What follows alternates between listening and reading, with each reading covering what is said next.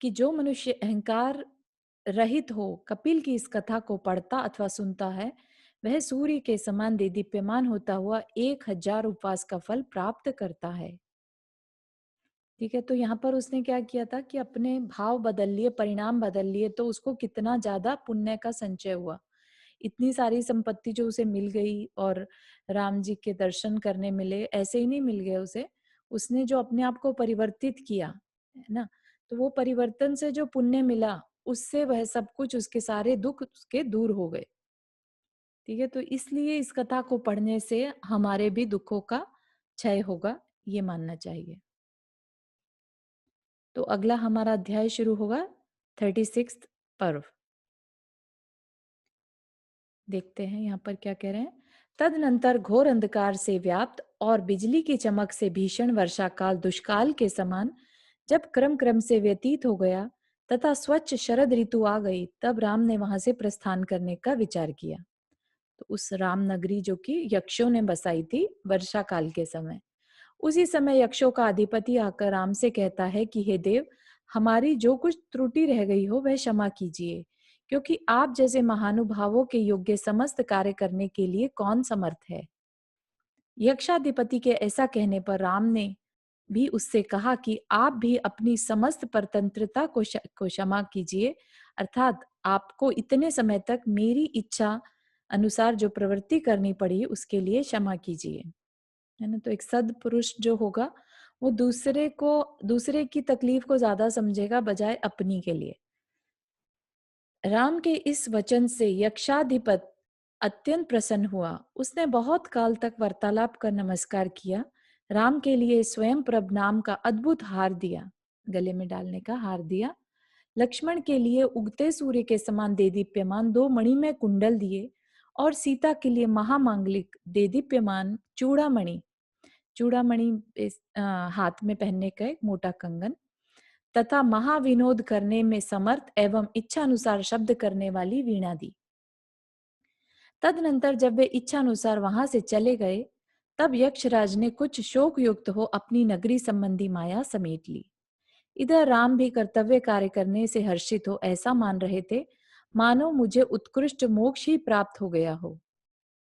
अतनंतर स्वेच्छानुसार पृथ्वी में विहार करते, नाना रस के स्वादिष्ट फल खाते, विचित्र कथाएं करते और देवों के समान रमण करते हुए वे तीनों हाथी और सिंहों से व्याप्त महावन को पार कर मनुष्यों के द्वारा सेवित वैजयंतपुर के समीपवर्ती मैदान में पहुंचे।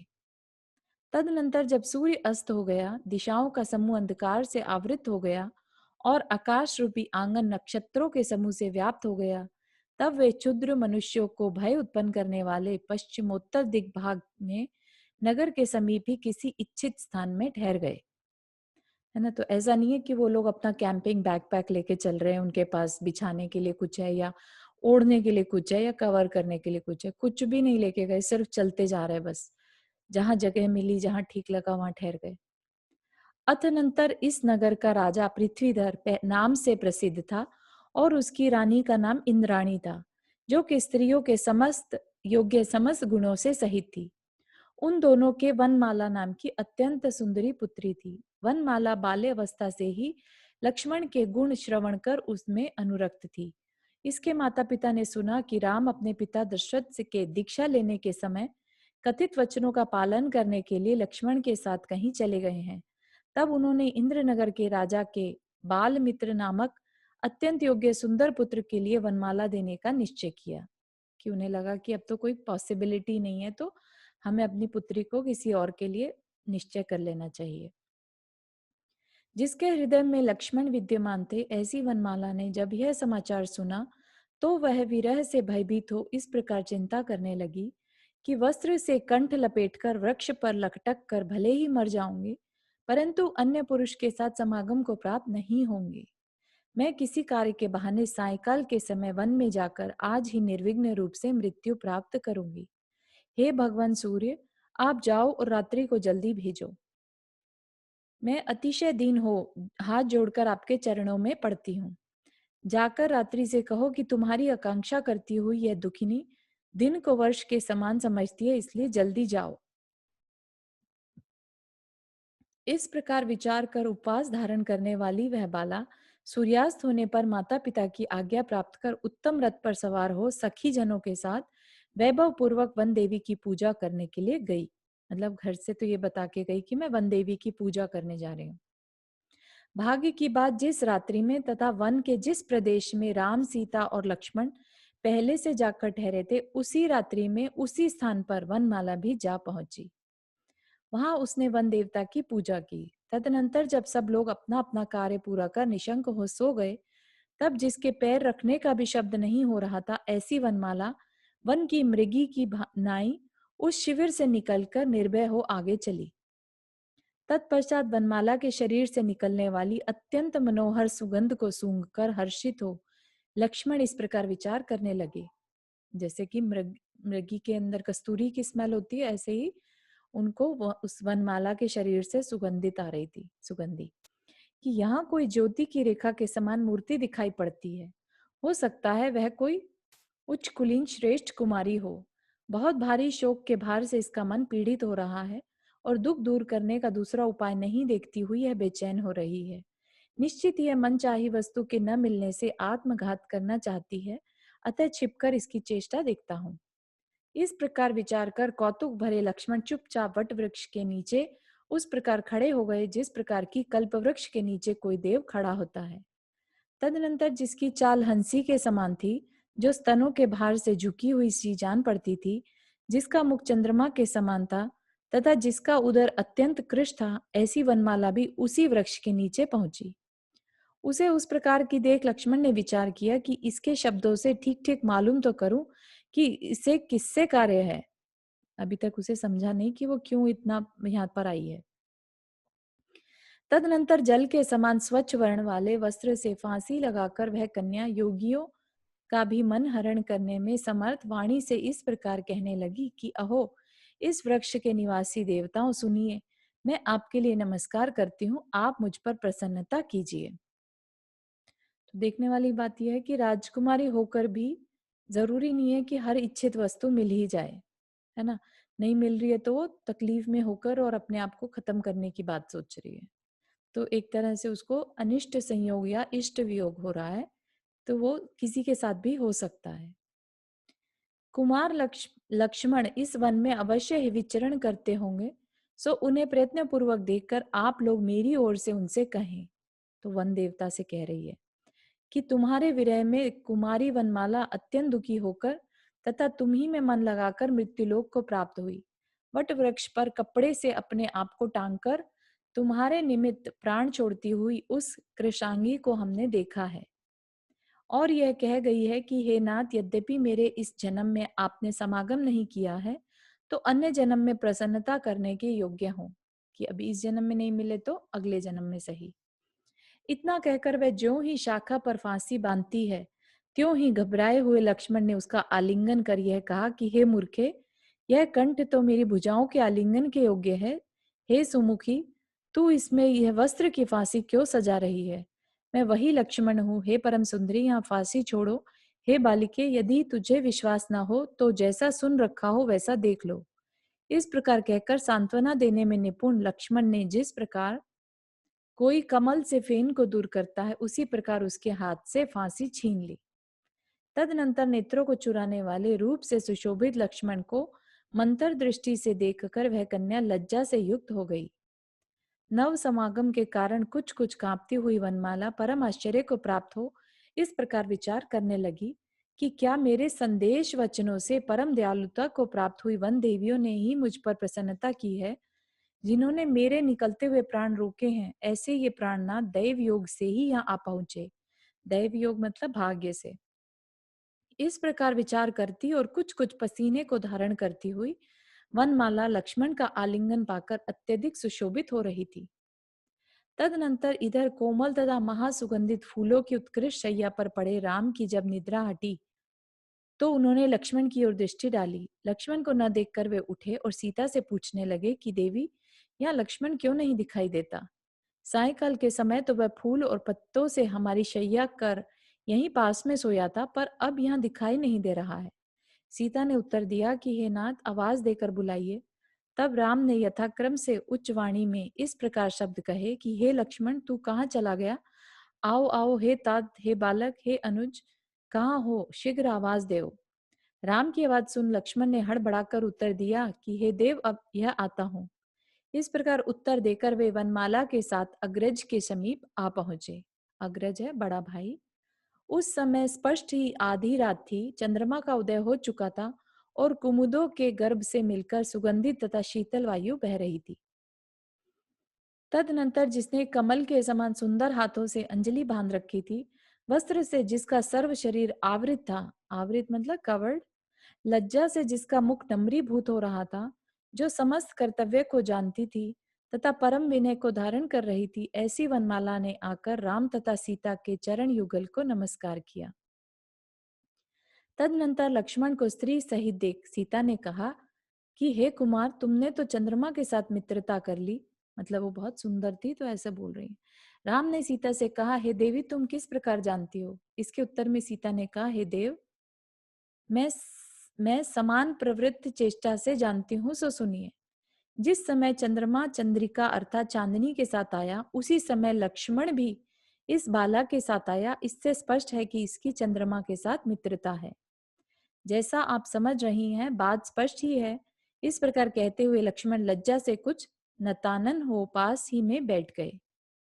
नत आनन, है ना, झुककर बैठ गए।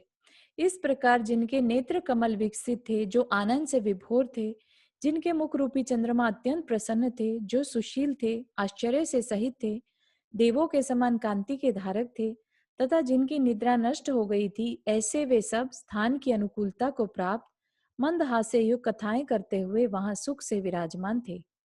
यहाँ समय पर जब वनमाला की सखियां जागी, तो शैया को सुनी देख भयभीत हो गईं। उधर दूसरी तरफ, है ना। तदनंतर जिनके नेत्र आंसुओं से व्याप्त थे तथा जो वनमाला की खोज के लिए छटपटा रही थी, ऐसी उन सखियों की हाहाकार से योद्धा जाग उठे तथा सब समाचार जानकर तैयार हो कुछ तो घोड़ों पर आरूढ़ हुए और कुछ भाले तथा धनुष हाथ में ले पैदल ही चलने के लिए तैयार हुए।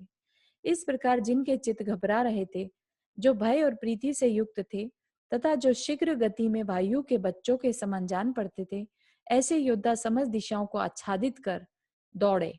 आच्छादित मतलब कवर करके चारों तरफ से में दौड़े।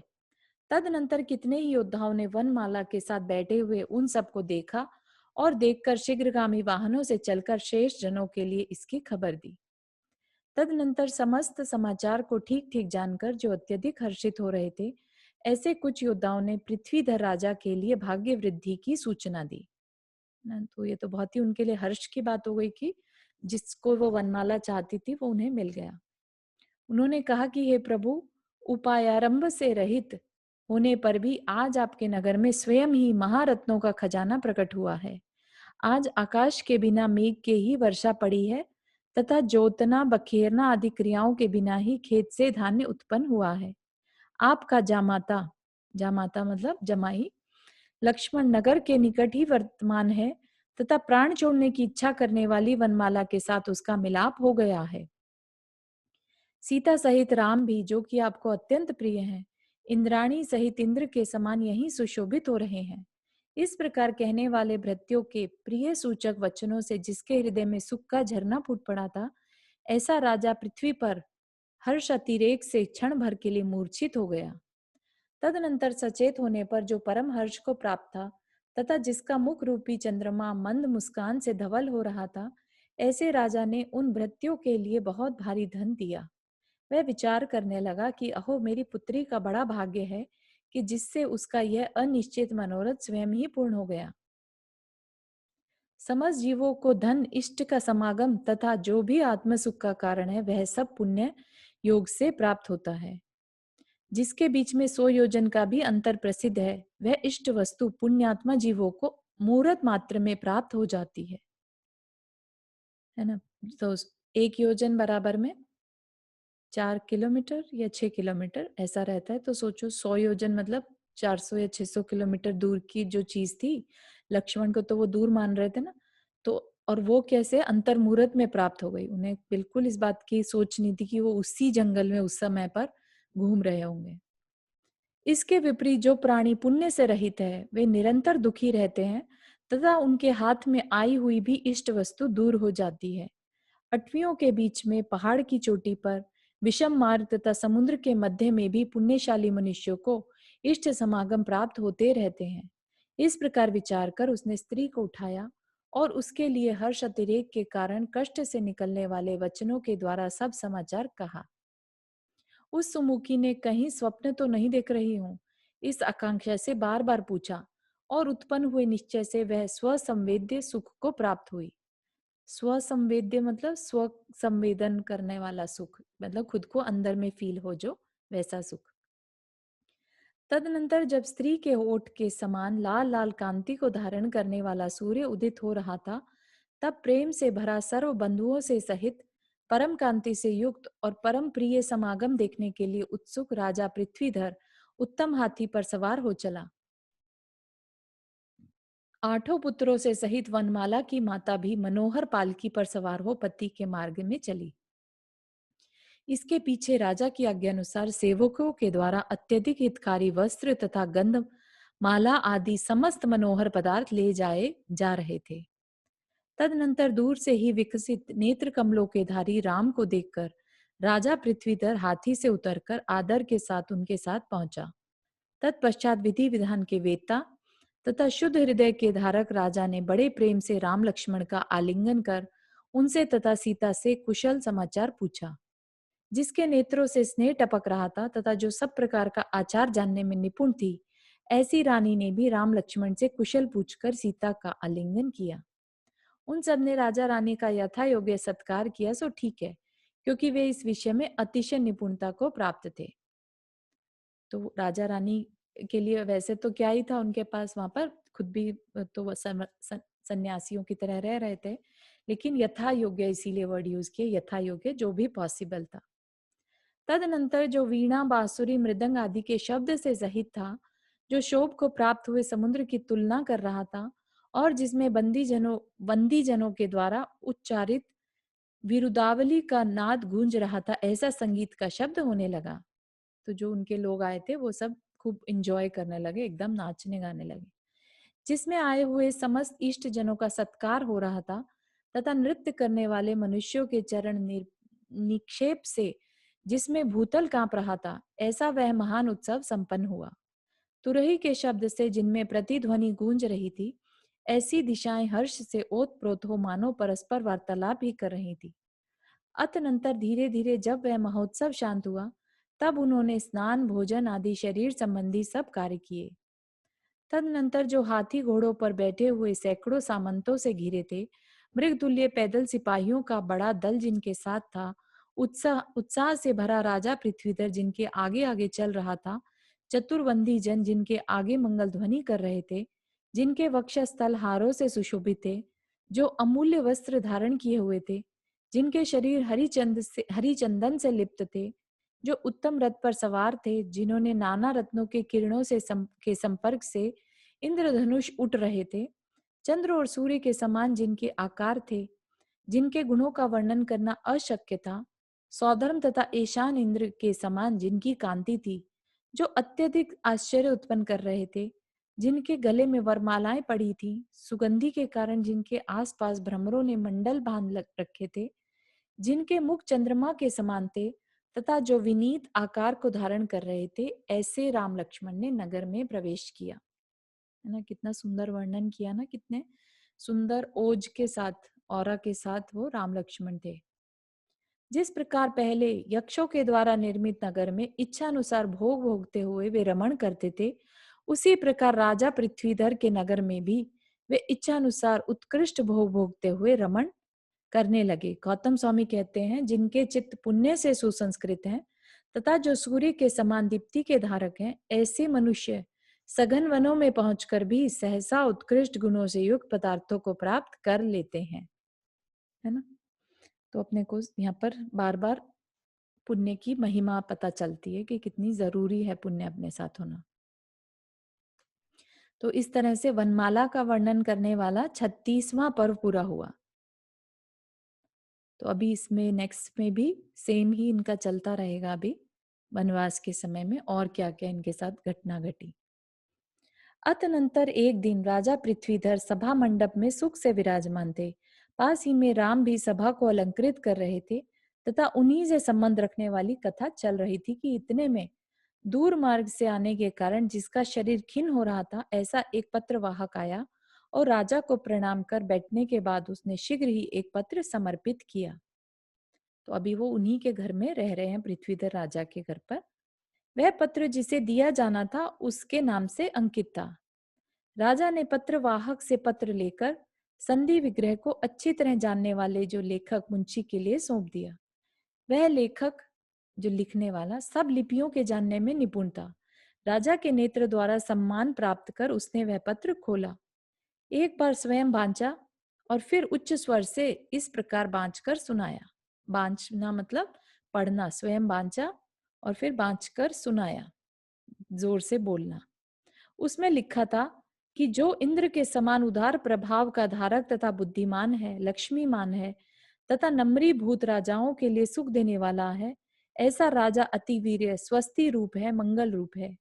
मतलब कि ये अतिवीर्य नाम के एक राजा ने लेटर भेजा था, जो नगराज अर्थात सुमेरु के समान उदार है, महायश का धारी है, शस्त्र में निपुण है, राजाधिराजपना से आलंगित है, जिसने अपने प्रताप से शत्रुओं को वश कर लिया है, जिसने समस्त पृथ्वी को अनुरंजित कर लिया है, उगते हुए सूर्य के समान जिसकी कांति है, जो अतिशय पराक्रमी है, समस्त कार्यों में महानीतिज्ञ है और जिससे अनेक गुण शोभायमान हो रहे हैं, ऐसा श्रीमान अतिवीर्य राजा नंद्यावर्तपुर में विजयनगर से में वर्तमान राजा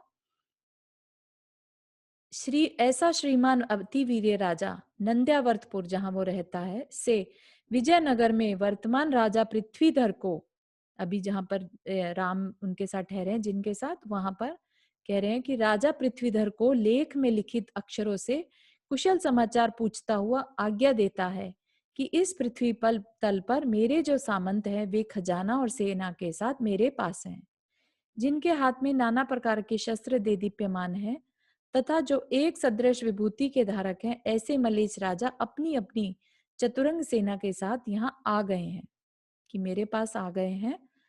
तो देखते हैं कि क्या कहना चाह रहे हैं वो।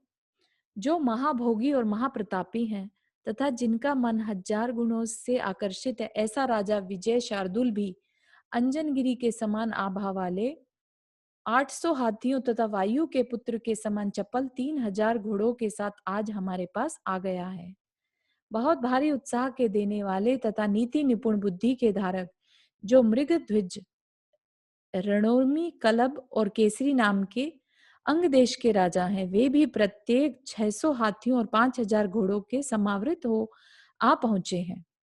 तो मतलब बहुत सारे राजा उस अनंत वीर्य के पास आ गए हैं। तो ये उनको बता रहा है पृथ्वीधर राजा को। जो छल पूर्वक युद्ध करने में निपुण है, नीति शास्त्र का पारगामी है, प्रयोजन सिद्ध करने वाला है तथा युद्ध की सब गतिविधियों का जानकार है, ऐसे पंचाल देश के राजा को उत्साहित करता हुआ पौंड्रक देश का परम प्रतापी राजा 2000 हाथियों और 7000 घोड़ों के साथ आ गया है। जिस प्रकार रेवा नदी के प्रवाह में सैकड़ों नदियां आकर मिलती हैं, इसी प्रकार जिसमें अन्य अनेक राजा आ आकर मिल रहे हैं, ऐसा मगध देश का राजा भी पौंड्राधिपति से भी कहीं अधिक सेना लेकर आया है। वज्र को धारण करने वाला राजा सुकेश, मेघ के समान कांति को धारण करने वाले 8000 हाथियों और जिसका अंत पाना कठिन है, ऐसी घोड़ों की सेना के साथ आ पहुंचा है। जो इंद्र के समान पराक्रम के धारी हैं, ऐसे सुभद्र, मुनिभद्र, साधुभद्र और नंदन नामक भवनों के राजा हैं, वे भी आ गए हैं। जो अवार्य वीर्य से संपन्न है, ऐसा राजा सिंह वीर्य तथा वंग देश का राजा सिंहरथ, ये दोनों मेरे मामा हैं, सो बहुत भारी सेना से सुशोभित होते हुए आए हैं। तो अभी तक ये नहीं बताया कि क्यों आए हैं, आगे बताएंगे। वत्स देश का राजा मारिदत्त बहुत भारी पदाति रथ, हाथी और उत्तमोत्तम घोड़ों के साथ आया है। अंबक देश का राजा प्रोष्ठिल और सुवीर देश का स्वामी धीर मंदिर, ये दोनों असंख्यात सेना के साथ आ पहुंचे हैं तथा इनके सिवाय जो और भी महापराक्रमी एवं देवों की उपमा धारण करने वाले अन्य राजा हैं, वे मेरी आज्ञा श्रवण कर सेनाओं के साथ आ चुके हैं। इन सब राजाओं को साथ लेकर मैंने अयोध्या के राजा भरत के प्रति प्रस्थान किया है। अब बात समझ में आई किस लिए आ गए हैं?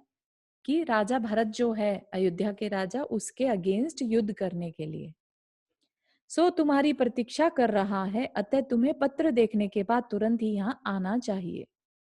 तो उस राजा को, पृथ्वीधर राजा को भी अपने साथ आक्रमण करने के लिए कि हमें अयोध्या के राजा भरत पर आक्रमण करना है, तो तुम भी आ जाओ।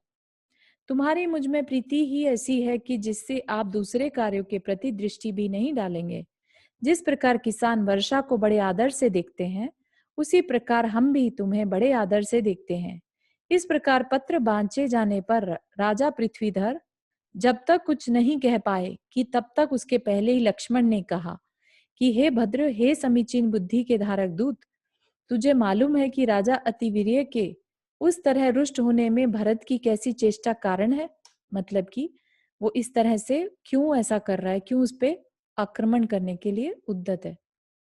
अर्थात अतिवीर्य और भरत में विरोध होने का क्या कारण है। इस प्रकार लक्ष्मण के पूछने पर उस वायुगति नामक दूत ने कहा कि मैं चूंकि राजा का अत्यंत अंतरंग व्यक्ति हूं, अतः मुझे सब मालूम है। इसके उत्तर में लक्ष्मण ने कहा कि तो मैं सुनना चाहता हूँ। इस प्रकार कहे जाने पर वायुगति दूत बोला, यदि आपको कुतूहल है तो चित्त स्थिर कर सुनिए, मैं कहता हूँ। उसने कहा कि एक बार हमारे राजा अतिवीर्य ने श्रुत बुद्धि नाम का निपुण दूत भरत के पास भेजा। सो उसने जाकर भरत से कहा कि जो इंद्र के समान पराक्रमी है, जिसे समस्त राजा नमस्कार करते हैं तथा जो नए के प्रयोग करने में अत्यंत निपुण है, ऐसे राजा अतिवीर्य का मैं दूत हूँ।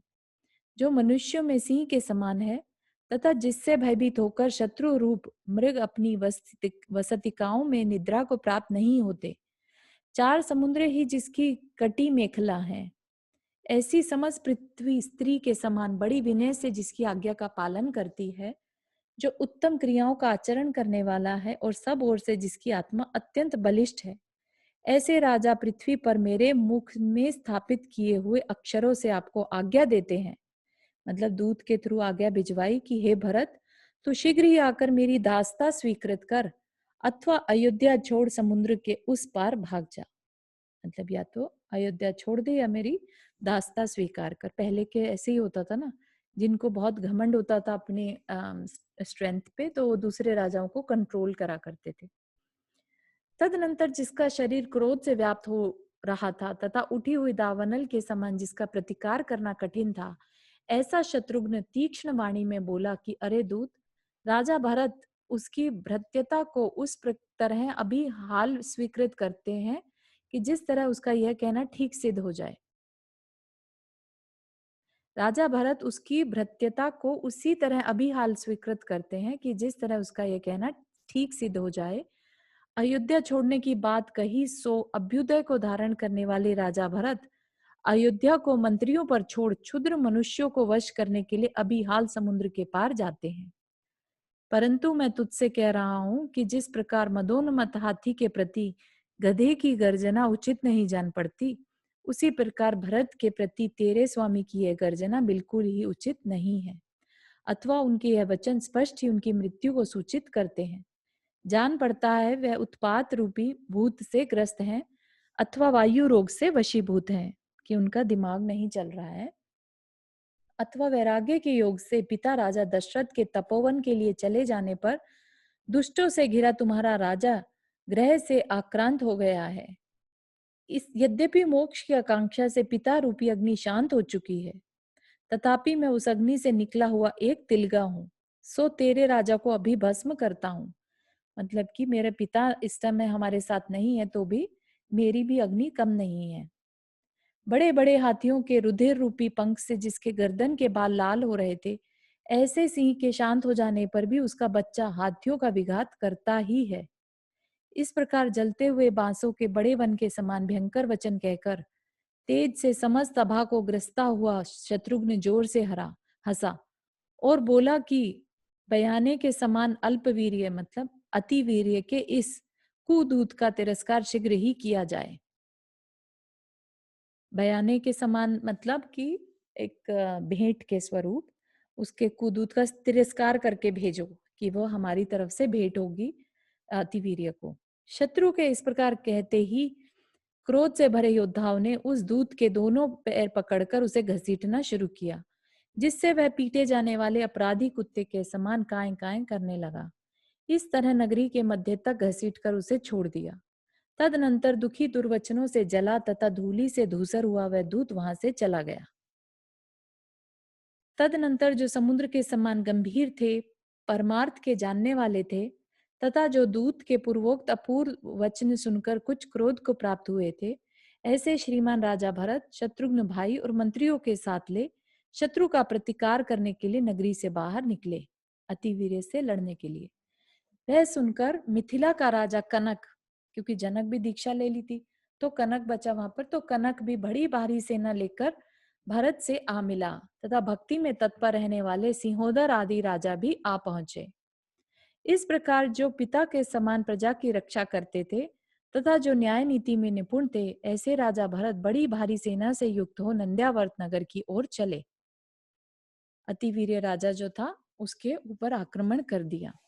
उधर अपने अपमान को दिखाने वाले दूत ने जिसे अत्यंत कुपित कर दिया था, जो शोभ को प्राप्त हुए समुद्र के समान भयंकर था, क्योंकि उसके दूत का तो अपमान हो गया तो उसको कहाँ सहन होने वाला था, जो अग्नि के समान दमक रहा था तथा अनेक बड़े बड़े आश्चर्यपूर्ण कार्य करने वाले सामंत जिसे घेरे थे, ऐसे राजा अतिवीर्य ने भी भरत के प्रति चढ़ाई करने का निश्चय किया। तदनंतर ललाट से तरुण चंद्रमा की आकृति के धारण करने वाले राम ने वनमाला के पिता राजा पृथ्वीधर को संकेत कर स्वेच्छानुसार कहा। तो ये कारण है, मतलब अभी वो लड़ने के लिए जाना चाह रहा है, इसलिए सारे राजाओं को अपने साथ इकट्ठा कर रहा है। राजा पृथ्वीधर को संकेत कर स्वेच्छानुसार कहा कि जिसने पिता के समान बड़े भाई को अपमानित किया है, ऐसे भरत पर अति वीर्य का ऐसा करना उचित ही है। तदनंतर मैं अभी आता हूं। इस यह कहकर राजा पृथ्वीधर ने दूत को तो विदा किया और राम के साथ बैठकर इस प्रकार सलाह की। तो क्या किया उन्होंने कि दूत को तो ये कह दिया कि हाँ हाँ मैं तुम्हारे साथ हूँ। पृथ्वीधर राजा ने ऐसा दिखाया दूत को कि मैं तुम्हारे साथ हूँ, कि भरत ने अच्छा नहीं किया है। और फिर उसके बाद क्या कर रहे हैं, उसके जाने के बाद पृथ्वीधर ने दूत को तो विदा किया और राम के साथ बैठकर इस प्रकार सलाह की कि अति वीर्य का निराकरण करना सरल नहीं है, इसलिए मैं छल से जाता हूँ। राजा पृथ्वीधर के इस प्रकार कहने पर राम ने विश्वास पूर्वक कहा कि हम लोगों को यह कार्य अज्ञात रूप से चुपचाप करना योग्य है। अतः हे राजन, बड़े आडंबर की आवश्यकता नहीं। आप सुचारू रूप से अपना काम करते हुए यहीं रहिए। मैं आपके पुत्र तथा जवाई के साथ शत्रु के सम्मुख जाता हूँ। जो 8 पुत्र बताए थे ना वो, और जवाई हो गया लक्ष्मण, है ना। तो इस प्रकार कहकर राम लक्ष्मण और सीता के साथ रथ पर सवार हो श्रेष्ठ सेना सहित राजा पृथ्वीधर के पुत्रों को साथ ले नंद्यावर्तपुरी की ओर चले तथा वेग से चलकर नगरी के निकट जाकर ठहर गए।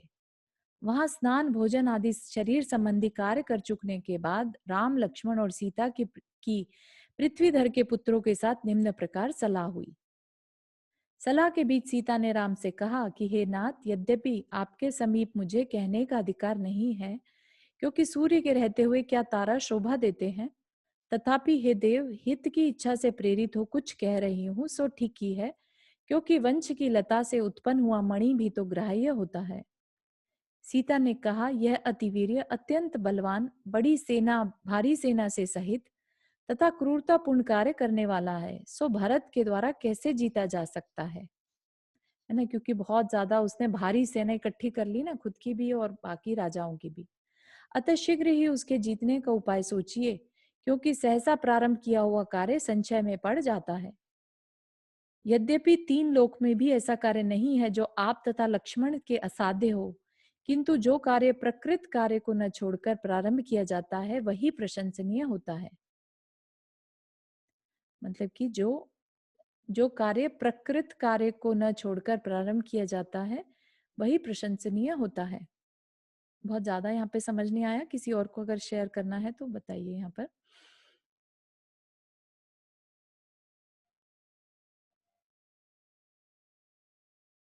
प्रकृति के अनुसार अगर कार्य को ना छोड़ा जाए और उसके अनुसार किया जाए तो वह प्रशंसनीय होता है। ये जहाँ तक मुझे समझ में आ रहा है। तदनंतर लक्ष्मण ने कहा कि हे देवी, ऐसा क्यों कहती हो? तुम कल ही अतिवीर्य को रण में मेरे द्वारा मरा हुआ देख लेना। अब लक्ष्मण को जो होता है ना, एकदम एक्साइटेड से हो जाते हैं लक्ष्मण तो। राम की चरण धूलि से जिसका शरीर पवित्र है, ऐसे मेरे सामने देव भी खड़े होने के लिए समर्थ नहीं है। फिर अणुवीर्य मतलब अतिवीर्य की तो बात ही क्या है। अथवा कुतूहल से भरा सूर्य जब तक अस्त नहीं होता है, तब तक आज ही अणुवीर्य की मृत्यु देख लेना। तरुण लक्ष्मण के गर्भ से फूले राजा पृथ्वीधर के पुत्रों ने भी प्रतिध्वनि के समान यही जोरदार शब्द कहे। तो सबके सबको जो एक्साइटेड से हो गए, उनको लग रहा है हम लड़ाई करेंगे। तदनंतर धैर्य से समुद्र को कुल्ले के समान तुच्छ समझने करने वाले महामना राम ने भ्रकुटी के भंग से पृथ्वीधर के पुत्रों को रोककर लक्ष्मण से कहा, मतलब कि इशारा किया कि हे तात, सीता ने सब बात बिल्कुल ठीक कही है, केवल रहस्य खुल न जाए इससे भयभीत हो खुलासा नहीं किया है। उसका जो अभिप्राय है वह सुनो। सीता क्या कह रही है? ये कह रही है कि चूंकि अतिवीर्य बल से उद्धत है, मतलब बल से युक्त है, अतः भरत के द्वारा रणांगन में वश करने के योग्य नहीं है। भरत उसके 10वें भाग भी नहीं है। वह दावानल के समान है, अतः यह महागज उसका क्या कर सकता है। यद्यपि भरत घोड़ों से समृद्ध है, पर अतिवीर्य हाथियों से समृद्ध है। अतः जिस प्रकार सिंह वंध्याचल का कुछ नहीं कर सकता, उसी प्रकार भरत भी अतिवीर्य का कुछ नहीं कर सकता। वह भरत को जीत लेगा, इसमें कुछ भी संशय नहीं है। अथवा दो में से किसकी जीत होगी, पर उससे प्राणियों का विनाश तो होगा ही। जब बिना कारण ही दो व्यक्तियों में परस्पर विरोध होता है, तब दोनों पक्ष के मनुष्यों का विवश होकर क्षय होता ही है। और यदि दुष्ट अतिवीर्य ने भरत को वश कर लिया, तो फिर देखो रघुवंश का कैसा अपयश उत्पन्न होता है। इस विषय में संधि भी होती नहीं दिखती, क्योंकि मानी शत्रुघ्न ने लड़कपन के कारण अत्यंत उद्धत शत्रु के बहुत दोष अपराध किए हैं, सुनो। है ना, तो उसने बहुत ज्यादा गलत थोड़ा सा हैंडल किया। रौद्र भूति के साथ मिलकर शत्रुघ्न ने अंधेरी रात में छापा मार मार कर उसके बहुत से निद्रा निमग्न वीरों को तथा जिन पर चढ़ना कठिन था और जिनके मद के निर्झर झर बह रहे थे, ऐसे बहुत से हाथियों को मारा। तो उसने ऑलरेडी छोटे मोटे उल्टे काम कर रखे हैं। पवन के समान वेगशाली 64,000 घोड़े और अंजनगिरी के समान आभा वाले 700 हाथी, जो कि इसके नगर के बाहर स्थित थे, 3 दिन तक चुराकर भरत के पास ले गया। सो क्या लोगों के मुंह से तुमने सुना नहीं है? कलिंग अधिपति अतिवीर्य ने जब देखा कि बहुत से राजाओं को गहरी शल्य लगी हुई है तथा कितने ही राजा निष्प्राण हो गए हैं तथा साथ ही बहुत सी सेना का अपहरण हुआ है, तब वह परम क्रोध को प्राप्त हुआ। अब वह सब ओर से सावधान है और बुद्धि में बैरी से बदला लेने का विचार रण की प्रतीक्षा कर रहा है। भारत भरत मानियों में श्रेष्ठ है तथा बुद्धिमान भी, इसलिए वह उसके जीतने में एक युद्ध रूपी उपाय को छोड़कर अन्य उपाय प्रयोग में नहीं लाना चाहता। यद्यपि तुम इसे ठीक कर सकते हो, यह किसे प्रतीत नहीं होता। अथवा हे तात, इसकी बात जाने दो। तुझमें तो सूर्य को भी गिराने की शक्ति है, किंतु भरत इसी प्रदेश में विद्यमान है, अर्थात यहाँ से बहुत ही निकट है। सो इस समय उस तरह अयोध्या के निकट प्रकट होना उचित नहीं है कि भाई हम भी हम तो कर सकते हैं लड़ाई, लेकिन हम सामने नहीं आ सकते, भरत हमें पहचान लेगा। जो लोग अज्ञात रहकर मनुष्यों को आश्चर्य में डाल देने वाला भारी उपकार करते हैं, वे चुपचाप बरसकर गए हुए रात्रि के मेघों के समान अत्यंत प्रशंसनीय हैं। इस प्रकार सलाह करते करते राम को अति वीर्य के वश करने का उपाय सूझा और उसके बाद सलाह का काम समाप्त हो गया। ठीक है, तो आज के लिए हम यहीं तक रखेंगे। आगे देखेंगे कि क्या क्या उन्हें उपाय सूझा और कैसे उन्होंने कंट्रोल किया।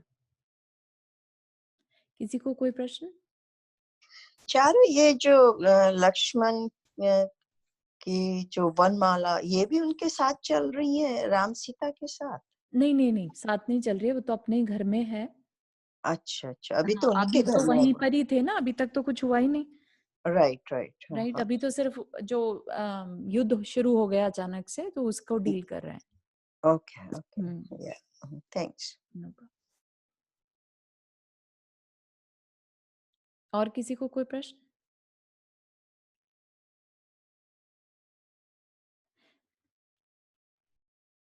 चलिए जिनवानी स्तुति कर लेते हैं। जा वाणी के ज्ञान से सूझे लोकालोक, सो वाणी मस्तक धरो सदा देत हूँ धोख। हे जिनवाणी भारती तो ही जपो दिन रैन, जो तेरा शरणा गहे सो पावे सुख चैन। नौबा नमो करना।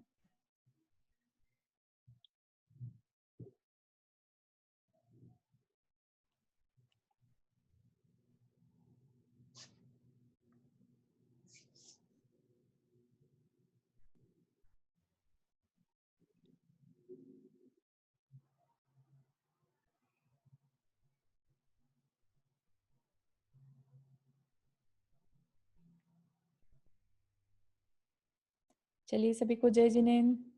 जय जिनेन्द्र दीदी। जय जय जिनेन्द्र। जिनेन्द्र। जय जिनेन्द्र, थैंक यू। जय जय जिनेन्द्र जिनेन्द्र। चारू जी। कल मिलेंगे। जय जिनेन्द्र सभी को। जय सभी जिनेन्द्र। जय जिनेन्द्र। जय जिनेन्द्र।